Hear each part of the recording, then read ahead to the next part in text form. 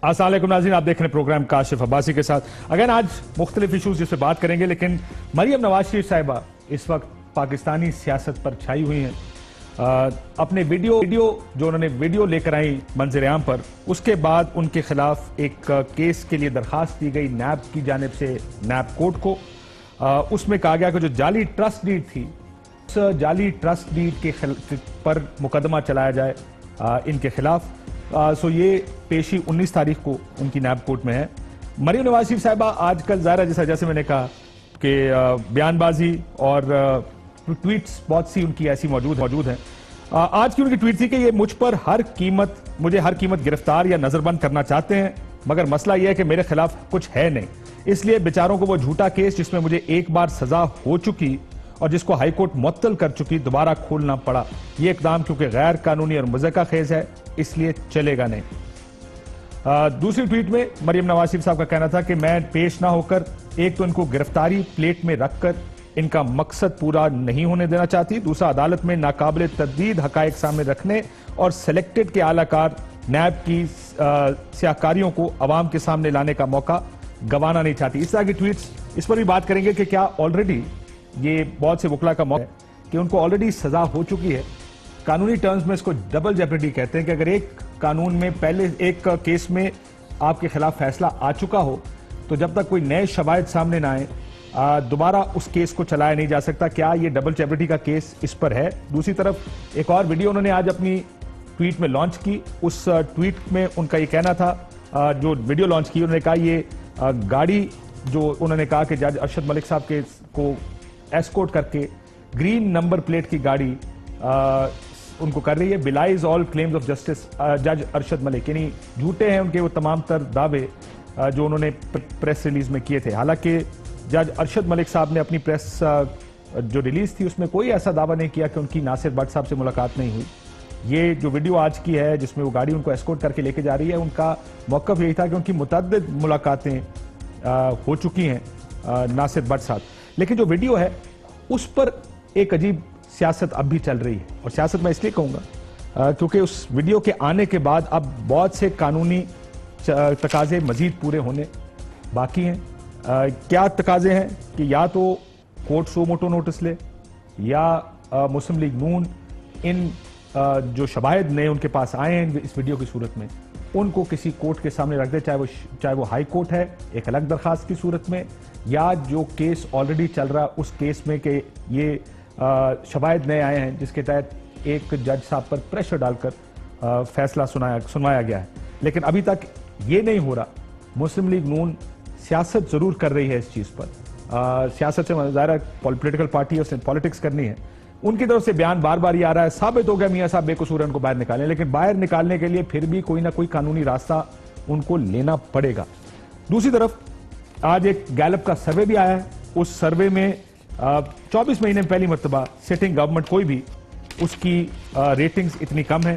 गैर मुतमईन 53% है और 45% इस सर्वे में मुतमईन है हुकूमत की कारकर्दगी से। इमरान खान साहब की मजमूई कारकर्दगी 58% कहते हैं अच्छी है, 45% इससे इख्तलाफ रखते हैं और कहते हैं कि माफी चाहता हूं जी, 45% का ख्याल है कि अच्छी नहीं है। मेरा ख्याल है इसमें कोई टाइपिंग एरर है क्योंकि दोनों में अच्छी लिखा हुआ है। सवाल सी के एक नया प्रिंट आउट मिल जाए जिसमें पता चल जाए। हाँ जी, 53% का ख्याल खराब है और 45% का ख्याल है कि ये अच्छी है। तो ये जो हुकूमत को तो ज्यादा खुशी नहीं होगी इसकी। और तीसरी तरफ जो चेयरमैन सेनेट को हटाने की जो चल रही है बात, उस पर भी हम बात करेंगे कि क्या ये कामयाब हो पाएंगे या नहीं हो पाएंगे। मेरे साथ लतीफ खोसा साहब इस वक्त फोन लाइन पे मौजूद हैं पाकिस्तान पीपल्स पार्टी से, और राना अफजल साहब मुस्लिम लीग नून से हमारे साथ फैसलाबाद से मौजूद हैं। थोड़ी देर में मुस्लिम लीग पाकिस्तान तहरीक इंसाफ के दिलीप अब्बास साहबा भी हमें ज्वाइन करेंगी।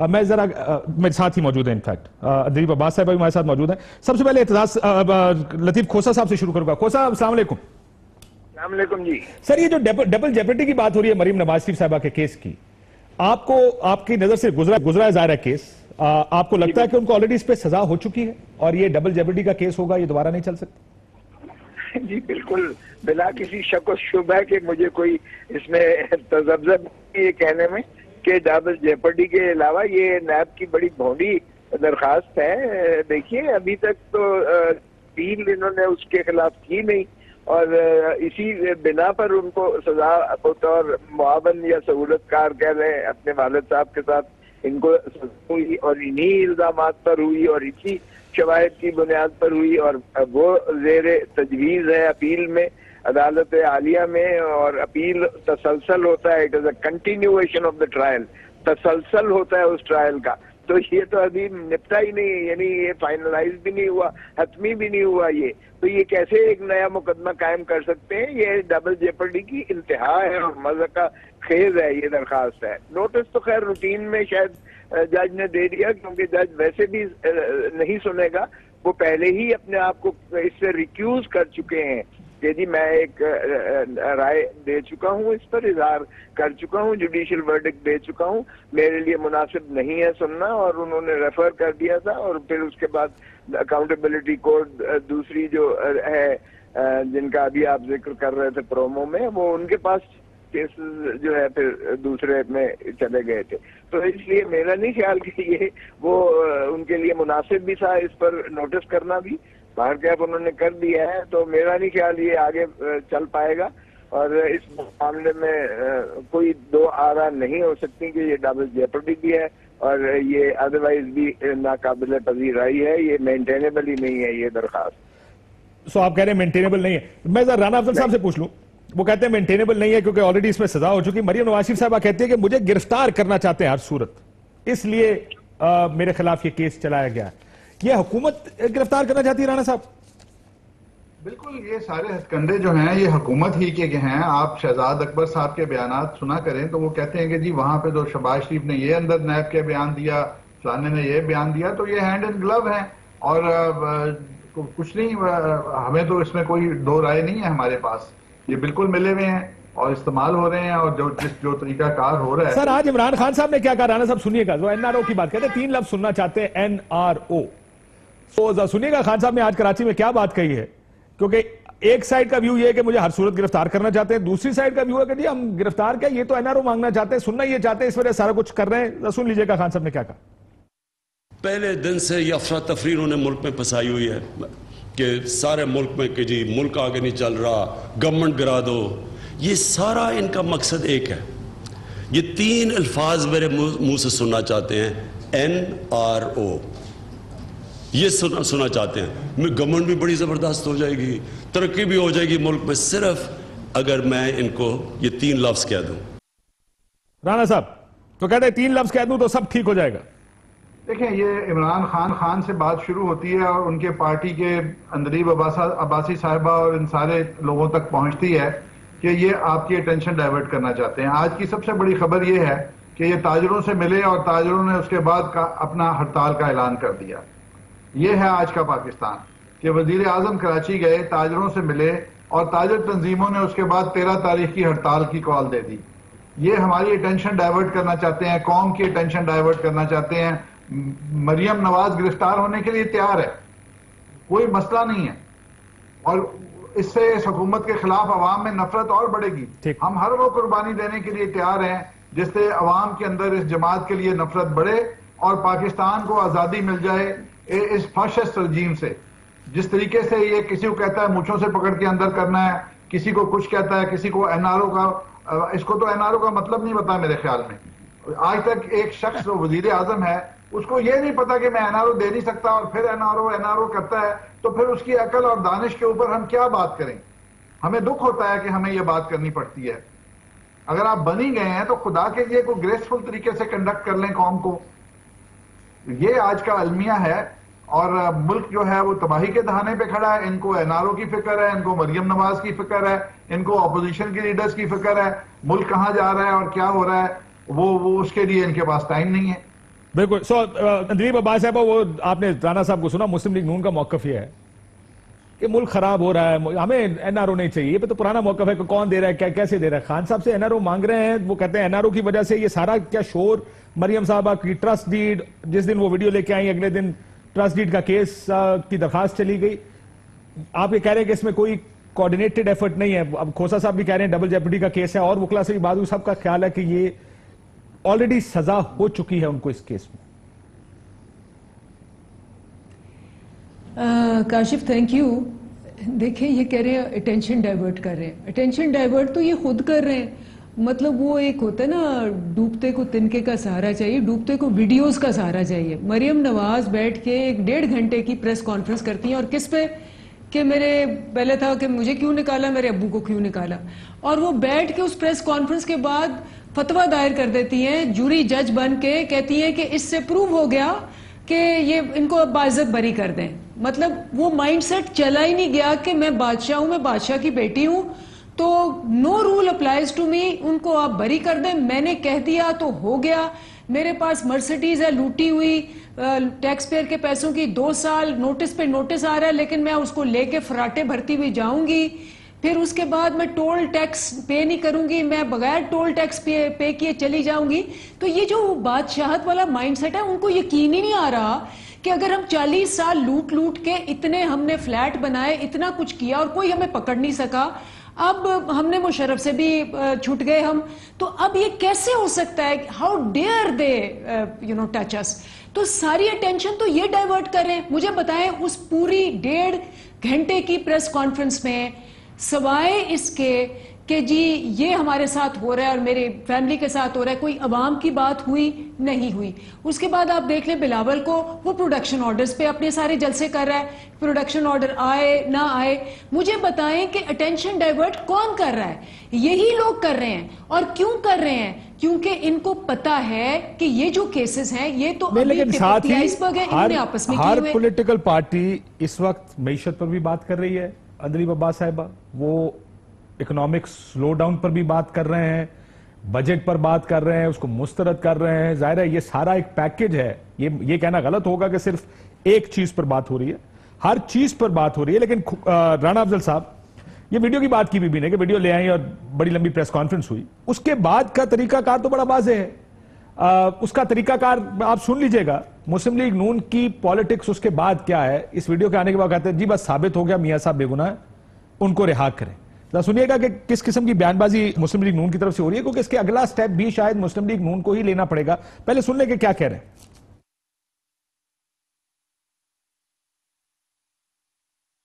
कल जो गवाही आई है नवाज शरीफ की बेगुनाही की, उसके बाद 1 मिनट भी नवाज शरीफ को जेल में रखना जुर्म है। नवाज शरीफ बेकसूर है। मरियम नवाज की वीडियो के बाद चाहिए ये था कि 1 मिनट भी नवाज शरीफ को जेल में न रखें। नवाज शरीफ को रिहा करो, नवाज शरीफ को रिहा करो। इसके बाद का भी एक तरीकाकार है ना राना अफजल साहब, आप लोगों को ये या तो अदालत सो मोटो ले जिसका आप इंतजार कर रहे हैं, या आप खुद एक दरखास्त लेकर अदालत में चले जाएं, उनसे कहें ये हमारे पास वीडियो है, वो आपको वीडियो जमा करानी पड़ेगी। वो काम क्यों नहीं कर रहे? इस तरह तो नहीं बाहर आएंगे। देखिए ये नहीं हो सकता कि जेलर एक मियां साहब को बुलाए अपने कमरे में, कहे सर वो वीडियो आ गई है, अब आपको अंदर रखने की हमारे पास कोई जरूरत नहीं है, आप अब घर वापस चले जाएं। कोई ना कोई कानूनी तरीका, कानून ने सजा दी है, कानून ही बरी करेगा। देखिए इसमें तो कोई शक नहीं है अब्बासी साहब के अल्टीमेटली तो किसी अदालत का फैसला होगा और फिर उनकी रोबकार बनेगी, फिर वो रोबकार बर वक्त पहुंचेगी तो फिर वो रिलीज होंगे। ये स्टेप सबको पता है सर, लेकिन फिर वो स्टेप आप क्यों नहीं ले रहे? देखिए अगर आपको पता है कि अदालत में जाना पड़ेगा तो अदालत जा क्यों नहीं रहे? मैं वही आ रहा हूं कि एक ऐसा इदारा जिसके पास ड्रेकोनियन पावर्स हों और वो मुलव्वस पाया जाए फ्रेम करने के अंदर, तो हमारे लिए इससे ज्यादा बड़ी खुशी की इंतहा क्या होगी कि हमें वो वीडियो मिल गई, और वो वीडियो मिल गई जिससे हम लोगों को बता सके कि हमारा जो केस है वो ये है कि हमें फ्रेम किया गया है। और उन्होंने उस अपनी खुशी में और उस हैरत में कि हमारे साथ इस तरीके से धोखा किया गया, इस तरीके के साथ फ्रॉड किया गया, हमें फ्रेम किया गया, उन्होंने डिमांड कर दी। अब आगे जो स्टेप्स होंगे इंशाल्लाह वुकला करेंगे। ये अगर कोई सोच रहा है कि हम यहां खत्म हो जाएगी बात, यहां खत्म नहीं होगी। लेकिन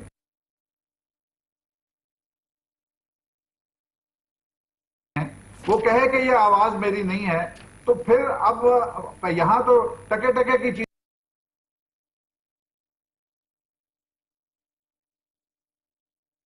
लेते थे तो आपको इतराज था सोमोटो क्यों लेते हैं, अब नहीं लेते तो आपको इतराज है सोमोटो क्यों नहीं लेते। वैसा एजाज साहब मौजूद है, जरा मैं उनसे थोड़ी सी लीगल पोजीशन इन दोनों इश्यूज पर जानना चाहूंगा। एजाज साहब अस्सलाम वालेकुम।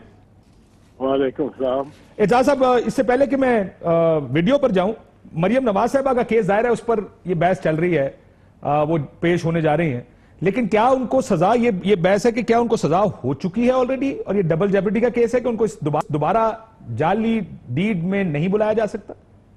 हाँ, मेरे मानने के मुताबिक उनको इस मामले में सजा हो चुकी है और वो सजा जो उनको 7 साल की मिली थी वो इसी इल्जाम में थी, कैलिबरी फंड और ट्रस्ट डीड के जाली होने की और जालसाजी की। और उनको आर्टिकल 13 ऑफ द कॉन्स्टिट्यूशन के तहत और सेक्शन 403 ज़ाब्ता फौजदारी के तहत, क्रिमिनल प्रोसीजर कोड के तहत कतई नहीं बुलाया जा सकता, तलब किया जा सकता। अदालत उनके बारे में कुछ नहीं कर सकती और उनकी अपील पेंडिंग है। एपलेट अदालत जो है वो अगर उनको बुलाए या जब हियरिंग हो, कोई उनको जरूरत हो या क्योंकि वो जमानत में है, तो वो कुछ उसका इख्तियार है, पर ये अकाउंटेबिलिटी कोर्ट का तो कोई इख्तियार नहीं है ना। नैब का इख्तियार है कि वो दरखास्त दे। उस दरखास्त को तो खिड़की से बाहर फेंकना चाहिए था पहले दिन जज साहब को। लेकिन सर आपको ये जिस दिन वीडियो आई अगले दिन ये दरखास्त आ गई, नहीं फेंकी गई, तो आपको लगा कि इत्तेफाकी है या स्ट्रेंज लगी आपको ये बात?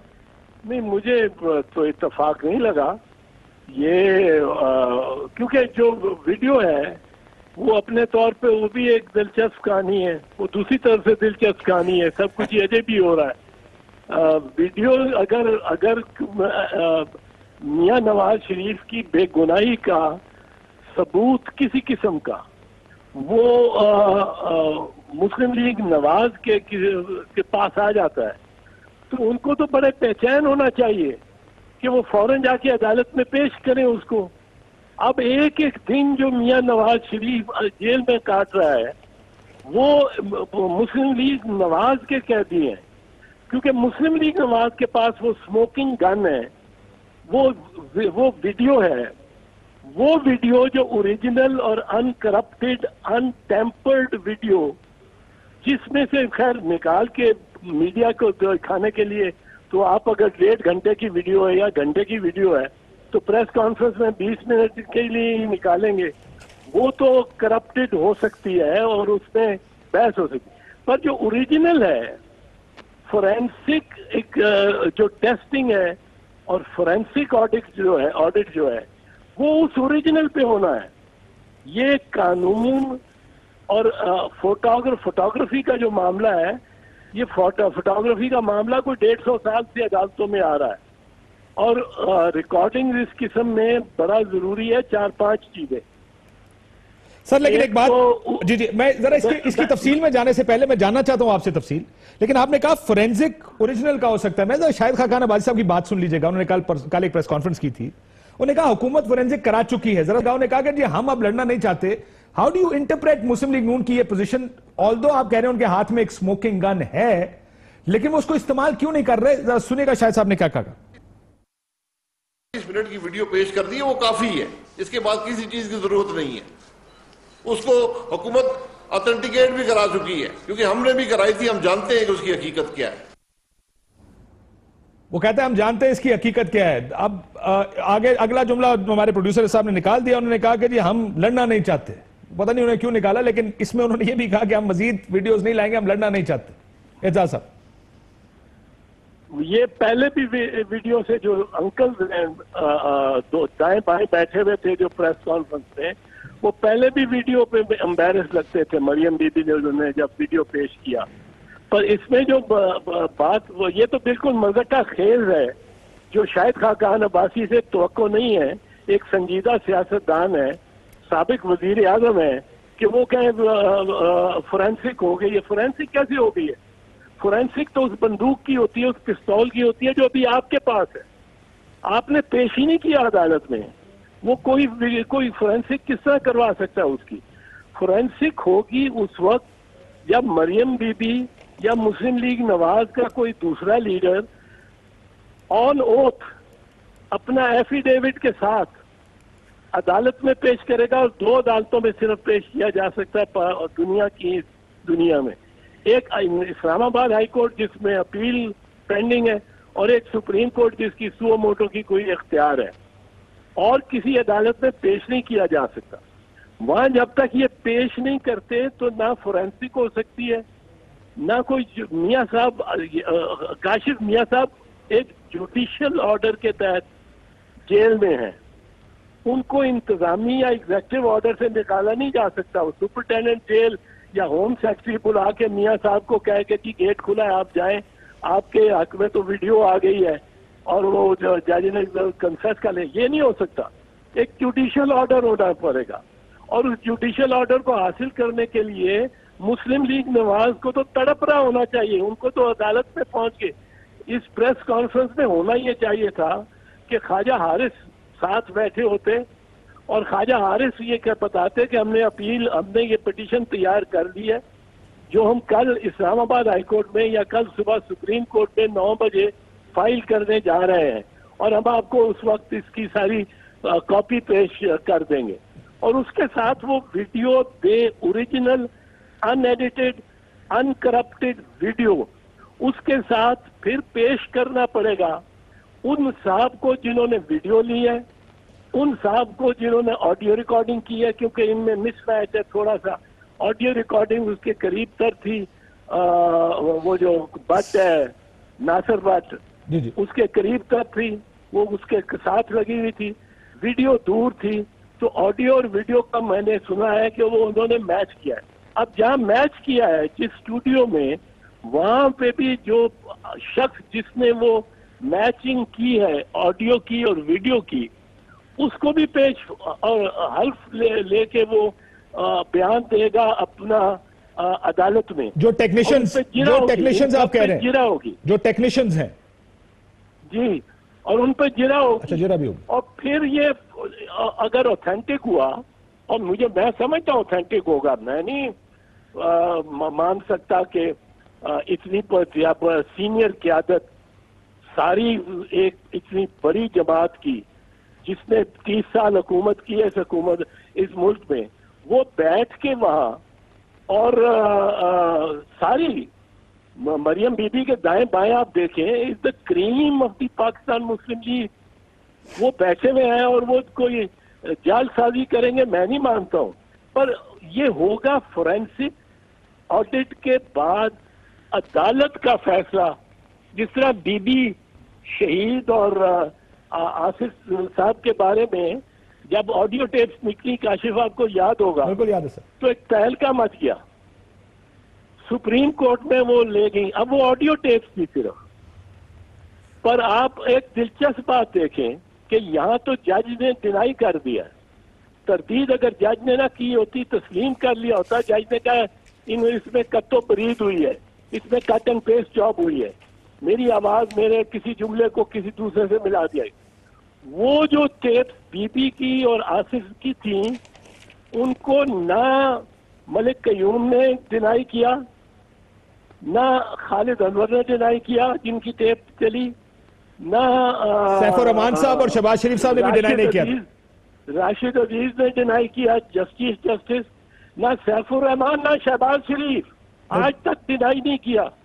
कोई अदालत में दरखास्त नहीं दी कि जनाब ये गलत टेप्स है और गलत चल रही है, किसी ने तरदीद नहीं की। इत्ताज साहब, लेकिन अब ये है कि आपकी बात ठीक है कि तरदीद आ गई है, कंटेस्ट कर दिया जज अरशद मलिक साहब ने, अब जाहिर है इसका एक फोरेंसिक होगा और उसकी जिम्मेदारी मुस्लिम लीग नून के सर है कि वो, आपने ये भी कहा कि जितनी देर ये केस आगे नहीं जाएगा उतने दिन मियां साहब जो जेल में रहेंगे, उसकी जिम्मेदारी मुस्लिम लीग नून इन अ वे जाहिर है, क्योंकि जब आपके हाथ में एविडेंस है तो आपका काम है उसको लेकर जाना। लेकिन दूसरी तरफ सर, जज अरशद मलिक साहब की कायम मकाम chief justice Islamabad high court से मुलाकात हुई, कायम मकाम चीफ जस्टिस साहब की सुप्रीम कोर्ट के चीफ जस्टिस ऑफ पाकिस्तान से मुलाकात हुई। अभी तक जाहिर है ये एक बड़ा इल्जाम अदालत के सर भी है और उस तरफ से कुछ नहीं हुआ ज्यादा। आपको लगता है कि वो अभी भी इंतजार कर रहे हैं कि कोई लेकर आए, खुद नहीं कुछ कर सकते? देखिए, मैं आपको बताऊं दोनों तरफ से क्या सूरत हाल हुई लगती है। मेरे ख्याल में मुस्लिम लीग नवाज को ये अंदेशा है, ये शायद गलत हो और होना भी गलत चाहिए, पर ये अंदेशा है कि उनके पास अनकरप्टेड फीड नहीं है और ये करप्ट हुई फीड है जो फिल्म उनके पास है, अब वो इस पे हल्फिया बयान देने को तैयार नहीं होंगे। अब जुडिशरी सोच रही है कि हमें अभी क्या जरूरत है, जो मुद्दई है, जिनका कत्ल हुआ है, जिनका बंदा जेल में है, वो आए, हम पे इल्जाम लग जाता है कि जी आप सुओ मोटो बहुत करते हैं। अगर सुप्रीम कोर्ट में खोसा साहब करते हैं तो सुओ मोटो करना पड़ेगा।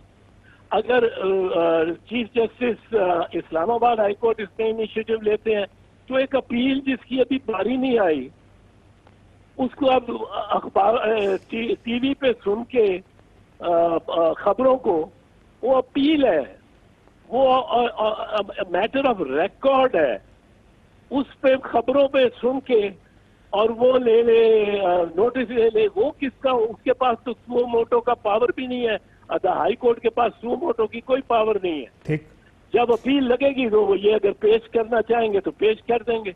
सो आप ये कह रहे हैं इफेक्टिवली मुस्लिम लीग नून का जिम्मेदारी है को बाहर निकालें।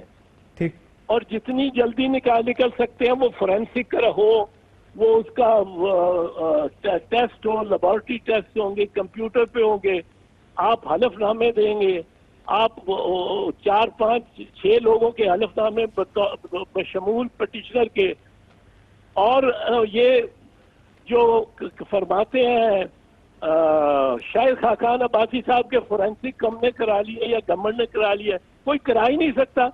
वो फोरेंसिक जिस चीज पे होनी है वो तो आपने अपनी अलमारी में रखी हुई है, अपने पास रखी हुई है, वो पेश करते हैं अदालत में खुदारा, और मियां साहब पे मुश्किल वक्त आके जल्दी टल जाए। बिल्कुल ठीक है। सो ये पेश करना, आप खुद ना घबराएं। ये PMLN की लीडरशिप तमाम मुझे लगता है घबराई हुई है, सहमे में है। आप सहमे में ना दो, आप वो पेश करें वो जो ओरिजिनल फीड है, और प्राइमरी एविडेंस वही है जिस पे कानून शहादत के तहत और एविडेंस एक्ट के तहत एक्शन हो सकता है या एक्शन से इनकार हो सकता है। और जुडिशियल ऑर्डर के बगैर मियां साहब बाहर नहीं आ सकता, और जुडिशियल ऑर्डर अपेलेट कोर्ट के लिए ही कर सकता है या सुप्रीम कोर्ट कर सकता है। और उसको अप्रोच करना उसका काम है, जिसकी दिलचस्पी है कि मियां साहब बाहर आए। शायद इनको दिलचस्पी नहीं है लीडरशिप को कि वो बाहर आए, वो अंदर ही रहे तो इनको ये सुकून है, ये मुझे नहीं पता। पर मैं समझता हूँ एक जेन्युइन ग्राउंड है ये। जिस दिन टेप चल गई और ऑथेंटिकेट हो गई, जिस दिन ये टेप ऑथेंटिकेट हो गई अरशद मलिक वाली, उस दिन एक बहुत बड़ा धमाका होगा। और सर अगर ऑथेंटिकेट एक दूसरी फ्लिप साइड है, उस दिन जरूर ये होगा कि मियां साहब को आज ही इसी मिनट रिहा करो, वो डिमांड होगी। और वो ठीक डिमांड होगी सारी जुडिशियल स्ट्रक्चर के लिए, सारे जुडिशियल एडिफिस के लिए, इमारत के लिए पाकिस्तान की एक बहुत बड़ा एक ब्लो होगा, big blow on the body politics of the judicial system. आखिर में ब्रीफली एजाज साहब, अगर ये ऑथेंटिकेट ना हुई तो क्या होगा? फिर तो बहुत सारे लोग गए, फिर तो एक और धमाका होगा ना सर, रिवर्स धमाका। वो भी धमाके होंगे कई। वो जितने बैठे हुए प्रेस कॉन्फ्रेंस में, उन पे जुडिशियल प्रोसेस पे को सबवर्ट करने का इल्जाम लगेगा, वो तो फिर बिल्कुल प्रोसिक्यूशन और इस्तगासे हो जाएंगे। वो अदालतें नरमी से तो नहीं देख सकती इसको। अगर ये झूठा साबित हो जाए और उसके बारे में आप जलसों में भी हर जगह कह रहे हो कि या ये हुआ है और अदालत ने ये किया है, जज ने ये किया है, और आप जलसों पे भी कह रहे हो और प्रेस कॉन्फ्रेंसिस में भी कह रहे हो कि फोरेंसिक हमने भी कराया है।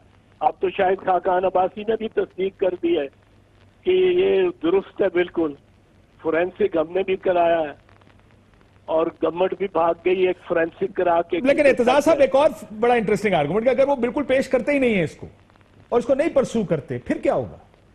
फिर मियां साहब अंदर है, फिर मियाँ साहब मुस्लिम लीग नवाज का कैदी है। ये तो बड़ी सिंपल बात है ना काशिफ।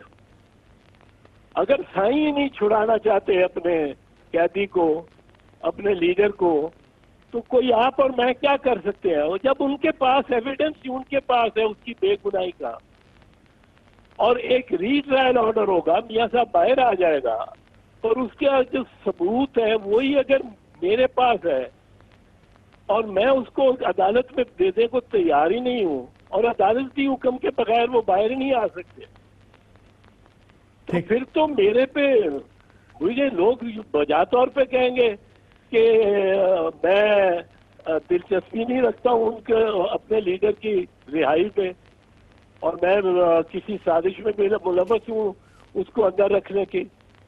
और मैं समझता हूँ कि इस मरियम बीबी भी मिसगाइड हो रही है, जबकि she is fighting bravely, she is the only person who is fighting for her father and her leader Mian Nawaz Sharif. उसका तो भाई भी अबैंडन कर गया उसको।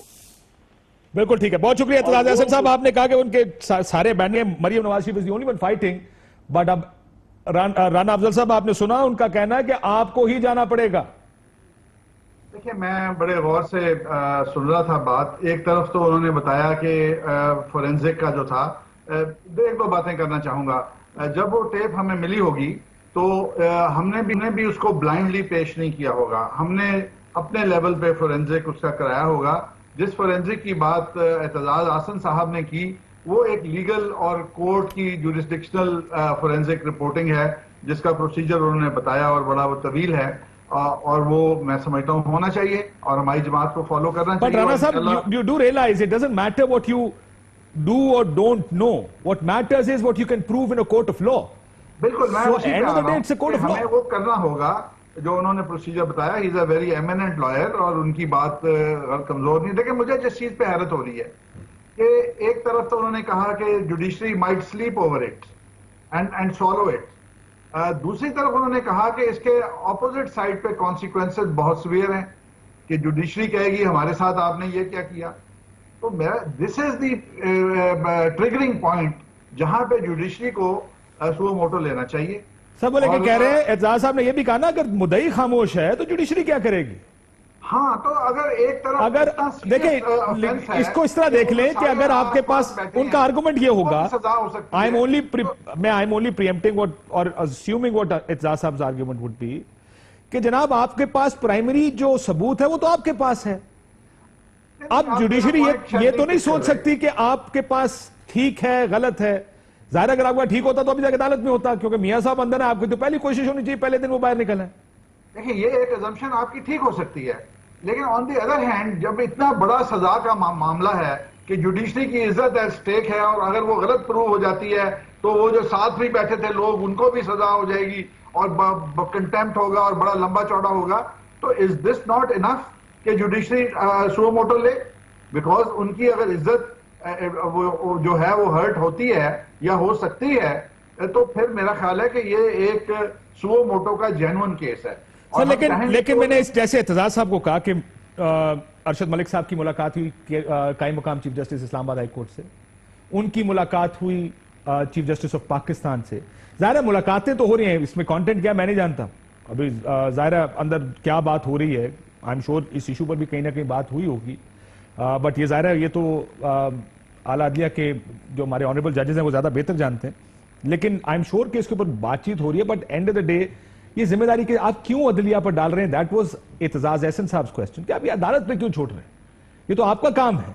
तो इसके ऊपर ब्रेक के बाद सर, इस वक्त प्रीव्यू मुझे मेरे इल्म में नहीं है, हमारी पार्टी कुछ ना कुछ कर रही है, होगी सर सवाए जलसे में नारे मारने के अलावा तो कुछ नहीं कर रहे ना सर। अवाम ने, वो कहते हैं ना, पिक्चर इज वर्थ 1000 वर्ड्स, मतलब एक तस्वीर दिखा दी है, वो कितनी झूठी है क्या। लेकिन इस तस्वीर की बुनियाद पे आप ये तो डिमांड नहीं कर सकते मियां साहब को बाहर निकालें, फिर भी जुडिशियल ऑर्डर होना है। मुझे ब्रेक का कहा जा रहा है, एक ब्रेक लेते ना, ब्रेक का वापस आते। वेलकम बैक नाज़रीन। दो इश्यूज इस पर बात करेंगे अपने अगले दो सेगमेंट्स में। एक तो चेयरमैन सेनेट के खिलाफ तहरीके अदम एतमाद लाने की तैयारियां हैं, करारदाद पेश कर दी गई है। दूसरा, मीडिया सजा याफ्ता ये जेर तफ्तीश मुलजमों को अपनी तशहीर की इजाजत नहीं किसी जमहूरियत में नहीं होती, इसलिए मीडिया को नहीं करनी चाहिए। इसके लिए पेमरा से रिजू किया गया। मैं जरा अदलीब अब्बास साहब आपसे शुरू करूंगा, क्या इसका जो आपकी हुकूमत की सोच क्या है कि क्या बस बिल्कुल ब्लैकआउट हो जाएगा? देखिए, पहले तो वो चेयरमैन सेनेट की आपने बात की, तो वो पीपल्स पार्टी माशाल्लाह हमें तो कहती है यू टर्न, वो तो जेड टर्न है, वो जिग जैग कर रहे हैं। और ये इंटायरली जो 3 लफ्ज आज प्राइम मिनिस्टर ने कहे कि ये क्या है, ये पूरा ब्लैकमेल है कि जी आप हम पे हाथ डालेंगे तो हम अपना चेयरमैन भी बदल लेंगे। आपस में वो जो एपीसी इन्होंने की थी, वो ऑल पार्टी करप्शन कॉन्फ्रेंस वो जो थी, उसमें तो वो डिसाइड नहीं कर पा रहे कि जी किसका चेयरमैन कौन होगा, नून लीग का होगा, इनका होगा। तो ये एक प्रेशर टैक्टिक्स है। लेकिन क्या आप लोग अदलीब अब्बास साहिबा, आप लोग चेयरमैन सेनेट को अपना चेयरमैन सेनेट समझते हैं?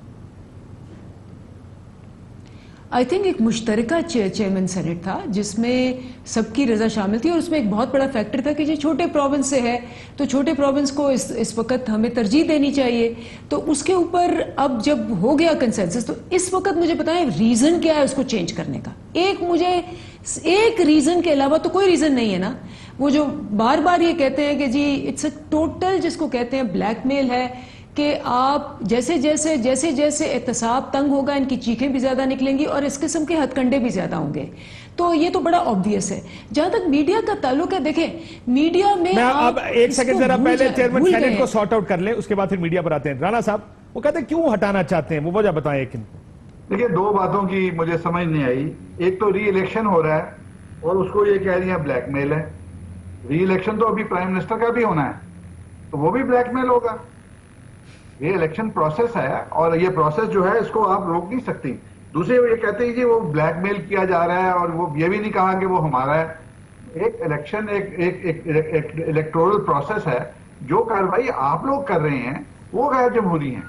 वो आप आवाजें सप्रेस करने की कोशिश कर रहे हैं, वो कौम का ब्लैकमेल है। हमारा पॉलिटिकल पार्टी का ब्लैकमेल नहीं, पूरी कौम को ब्लैकमेल कर रहे हैं कि आप आवाजें बंद कर रहे हैं ताकि लोग सुन ना सकें। लेकिन राणा साहब एक बात बताइएगा, हम रसूल की बात करते हैं और रसूल की बात होनी भी चाहिए।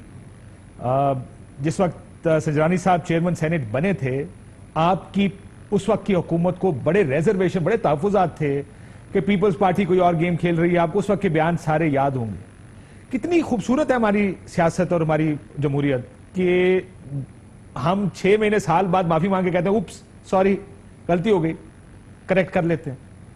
इसको रोकें, इसको परमानेंटली देखिए। ये नहीं हो सकता कि एक वक्त आप कोई और गेम खेल रहे हैं तो आप उस गेम में किसी हद तक भी जाने को तैयार हो जाएं और उसके बाद फिर वापस आके इतने सीनियर लोग हैं, हम जैसे लोगों को गलती कर जाएं तो हम गलती कर भी सकते हैं कि गलती हो गई कोई कहने में, कोई समझने में किसी चीज की। How is it? अच्छी बात की आपने, लेकिन ताली जो है, अगर आप ये कहेंगे कि एक ही हाथ से बजती रहती है और वही हाथ खराब है, तो मेरा ख्याल है कि किसी वक्त आपको दूसरे हाथ की गलती भी नजर आती है और कभी आपको ये भी आपको ख्याल आता है कि इसको हम ठीक भी कर लें।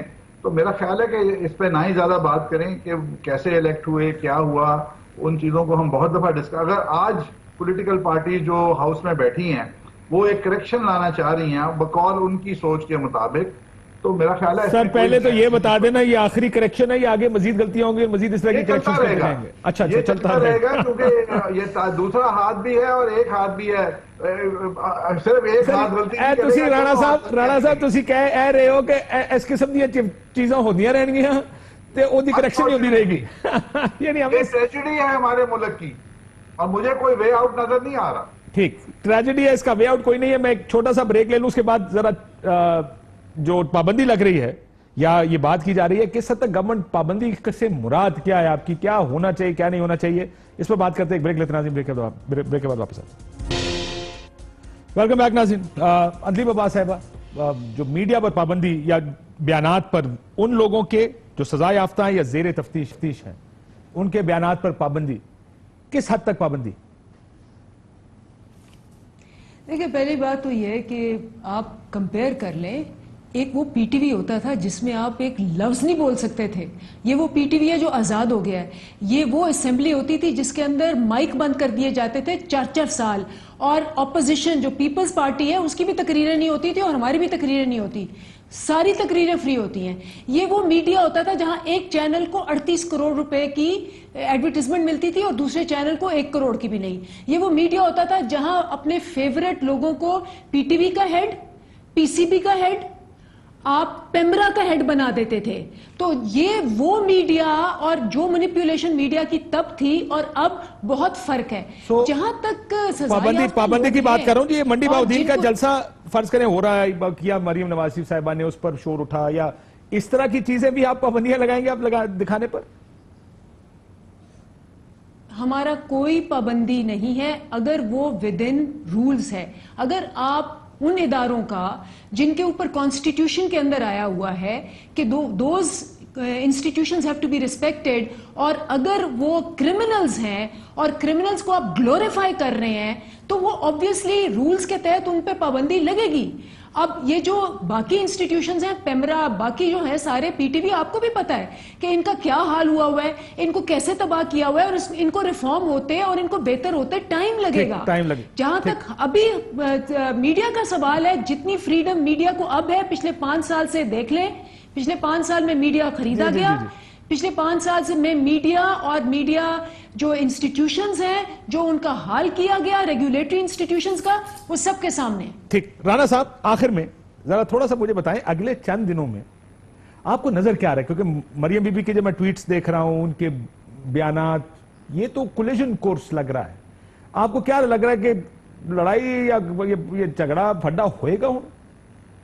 देखिए, पहले तो मैं एक वन लाइनर दूंगा कि अगर मैं चोरी करता पकड़ा जाता हूं और मुझे अदालत कहती है ये चोर है और मैं सजा भुगत लेता हूं, उसके बाद मैं एक बड़ा चोर जो पाकिस्तान का वजीर आजम भी हो सकता है, मैं उसकी निशानदेही नहीं कर सकता। ये पाबंदी आप लगाने जा रहे हैं। नहीं, लेकिन मेरा ख्याल है वो पाबंदी की बात ये है, जहां तक पाबंदी की बात है कि कस्टडी में हम इस पे बड़ी बहस चल रही है आजकल, कस्टडी में प्रोडक्शन ऑर्डर्स होने चाहिए, एक बरतानिया का कानून, पाकिस्तान का कानून वगैरह वगैरह। लेकिन अगर प्रोडक्शन ऑर्डर हो भी तो उसमें प्रेस कॉन्फ्रेंस या सियासी बयान अपने केस की बात की इजाजत बरतानिया में नहीं है, ये याद रखिएगा। हर बंदे की अपनी राय है। अगर आपने उसको एमएनए तस्लीम कर लिया और उसको हाउस में आने की इजाजत दे दी तो उसके ऊपर कोई पाबंदी आप नहीं लगा सकते, unless proven guilty is innocent. तो ये जो सारी बातें हो रही हैं, ये मेरा ख्याल है मफरूजों में है और इस माइंडसेट से है कि वो कल को तो प्रूव हो जाएगा, उसको आज ही दबा दो। राणा साहब आखिर में आ जाओ जरा सियासत के ऊपर। जी हाँ, तो मेरा ख्याल है कि ये लोग समझते थे कि हमारे ये पार्टी को खत्म कर लेंगे, हम इनको बता रहे हैं कि ये पार्टी खत्म नहीं। कौन लोग समझ रहे थे ये राणा साहब? पीटीआई वाले। अच्छा, ये समझते थे कि तो आपकी लड़ाई पीटीआई के साथ है? बिल्कुल, कि इन हथकंडों से ये पार्टीज को खत्म कर लेंगे और अगले 10 साल भी ये हुकूमत करेंगे। ये तो मुझे लगता है अगले 2 साल भी नहीं रहेंगे, क्योंकि इनको हम एक्सपोज कर रहे हैं, इनके साथ इनका हम असली आईना दिखा रहे हैं। ये हमारी फाइट है और ये जारी रहेगी।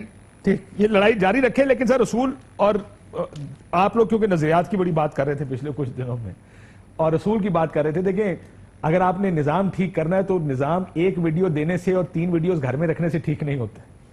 ये नहीं होगा कि आप एक वीडियो जमा करा दें और बाकी कहें कि जी हमने उस वक्त के लिए रखे हैं, अगर आपने हमारे साथ कुछ ना बात की तो फिर हम ये नहीं। रसूल की बात करनी, फिर रसूल के ऊपर आए।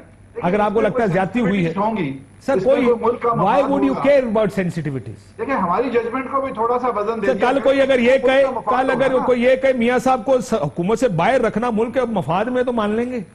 ये मफाद का फैसला इंफॉर्मेशन विद होल्ड करके मफाद का फैसला ना करें मुल्क का। यार ये भी पॉलिटिक्स है। यही बात है कि खान साहब कहते हैं एनआरओ मांगते हैं कि जी एक वीडियो दिखा के। अब ये मेरा प्रोग्राम का वक्त खत्म हो गया, बहुत शुक्रिया दोनों। मुल्क के मफाद में कमीशन को छुपा लिया गया, इस मुल्क के मफाद में बहुत कुछ छुपा लिया गया। अगर हमने थोड़ी देर के लिए वीडियो रोक ली है तो बर्दाश्त कर लें। खैर हो रहे, ठीक है, बर्दाश्त कर लेते हैं। इजाजत दीजिए नाज़रीन, अल्लाह हाफ़िज़।